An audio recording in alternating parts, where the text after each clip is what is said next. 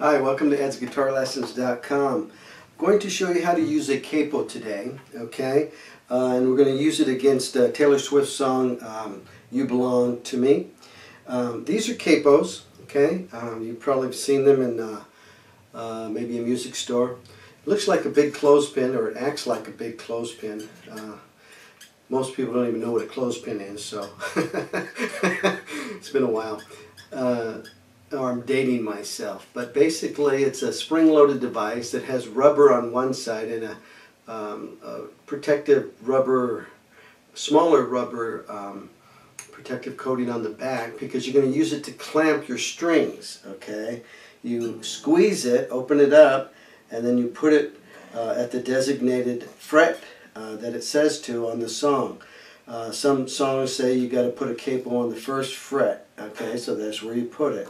Second, third, fourth, fifth, and so on. So a pretty easy device. It changes the key for you, is what it does. This is another style here. You can see the spring actually on this one, and you can see that it's adjustable. I kind of really like this one because some capos won't work on certain necks if they're too skinny, so this one kind of adjusts for that. Really nice. They come in all kinds of different shapes. I would recommend one of these spring-loaded types. For young girls or young boys, some of them can't squeeze it, so mom and dad might have to help them. What's nice about these is when you're done and say you're performing somewhere, you can put it up on the headstock like that. So there's screw-on types, but then you're screwing, you have to use two hands. This is a one-hand operation, you know. It's very easy to do. So one hand, boom, put it up there. What it does is it changes the key of a song, okay? Because not everybody sings in the same keys. So it increases the key of a song each time by one half step each time you go up on a fret, okay? So if a particular song was written in the key of G and you put a capo on, it's now in the key of G sharp, okay? And then you do it up again. Now it's in the key of A.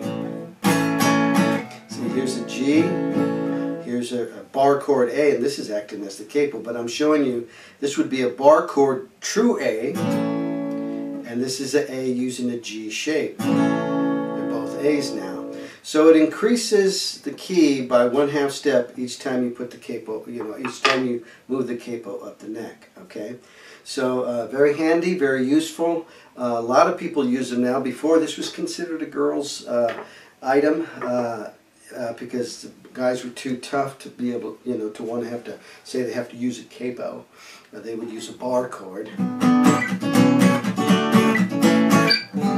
Okay, but now everybody's using them. Everybody uses capos, so it's a good thing, and it changes the key quickly and easily.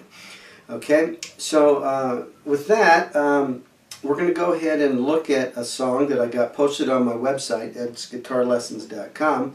It's called You Belong to Me by Taylor Swift. It says to put the capo on number 4. So we count up 4, 1, 2, 3, 4. Okay, so on like that. And the first chord, it says here, you can get this on my website, edsguitarlessons.com. Okay, and we'll go from there. Okay, so it starts off with a D chord. Technically, this is not D, but I don't want to confuse you, but because we moved and put a capo here, this is technically an F sharp. So if someone was on the piano, they'd be playing this F sharp, okay? And I'll prove it two ways. Number one is if we start a D chord and we move it up the neck here, D, D sharp, E, F, F sharp. So that's an F sharp chord, okay? Or we're using a D shape and we moved the D shape all the way up to F sharp. And then we just put the capo on so that we can play a regular D in its fullness there very easily, okay? So, and the other chords that are going to come along, which is an A and a G, okay? So technically the song is written in starting off with an F sharp. I would presume that that's probably the key it's in, either that or G maybe. Looks like it's got a lot of chords from key of G. But anyway, that goes to theory. So, so that was one way to figure it out. We're here, and it sounds just like this F sharp. Or you can be played like that. But you can see how difficult it starts getting. And that's why we're going to use the bar chord to kind of emulate what we need to do with this D here. It just makes things easier, okay? So we can play a lot of the open chords that you're used to and not have to worry about bar chords and extended fingerings and things like that. It become very challenging for a beginning guitarist. Okay, so that's why you use the capo. Okay, and what it does.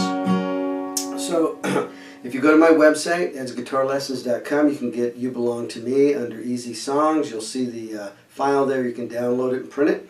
But basically, I'm just going to go over it lightly, just the verses and then the chorus. Okay, and then you on the chart it shows you how many strums you're supposed to play for each chord. Okay, and strum. Well, I'm going to use strum and beat interchangeably. Okay, in other words, you always find the tempo of the song, da da da da da da, and that's the beat. You know, when you find the beat, then that's going to be our strum pattern. Okay, we're going to go 1, 2, 3, 4, 1, 2, 3, 4, like that. And I'll demonstrate that here. Okay, so on the sheet it does say, you know, the intro is a D chord with 16 beats / strums. And what I mean is, when she starts the song, it's got an introductory chord, and it's a D chord, and we're going to strum it 16 times like this. 1, 2, 3,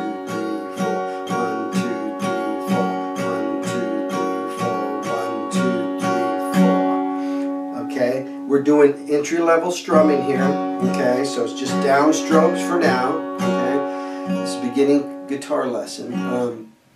And then it goes into the verse. You're on the phone with your girlfriend. She's upset. Please don't ask me to sing Taylor Swift. Okay, you can do that. Okay, so then it goes.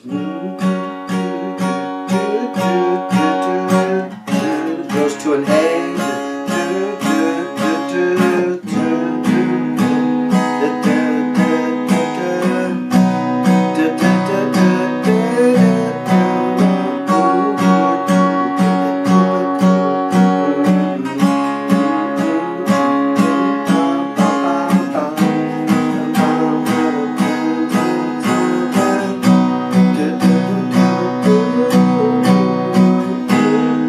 So that's how the verses go. It's basically 8 strums per chord. So if you start it right and you count out 8 strums or 8 beats, we're saying the same thing. 3, 4, 5, 6, 7, 8, 1, 2. Excuse me. By the way, I just ran into this just now as I thought of this. Where you put the fret, the capo, on the 4th fret here, it changes now the whole idea of the guitar. This becomes fret number 1, 2, 3, 4, 5, 6. So we got to think in those terms, okay? So you would play the chords the same way you would if you were playing them up here, but now because the capo's here, this is your 1st fret, 2nd fret, 3rd fret. Okay, we have to pretend. Okay, so the first verse would go 1, 2, 3, 4, 5, 6, 7, 8. Then you have to be quick enough to get to the A. 1, 2, 3, 4, 5, 6, 7, 8. And then the 1 is the E minor. 1, 2, 3, 4, 5, 6, 7, 8. 1, 2, 3, 4, 5, 6, 7, 8. 1, 2, 3, 4, 5, 6, 7, 8. 1, 2, 3, 4, 5, 6, 7, 8. 1, 2, 3, 4, 5, 6, 7, 8.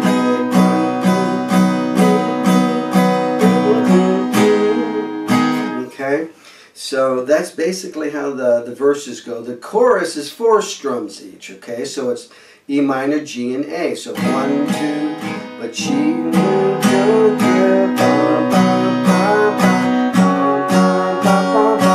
1, 2, 3, 4, 1, 2, 3,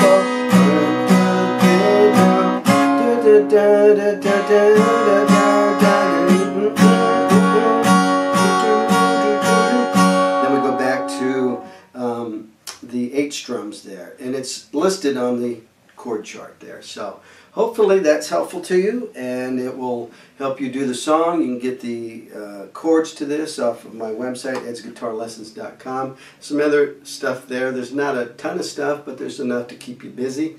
And hope this helped you with learning how to use a capo, the functionality of it, how it changes the key, and how you now think of this as 1, 2, 3, 4. So that's where you would put your fingers. You know where to put your fingers. You have to know that. Think about that, and have a lot of fun.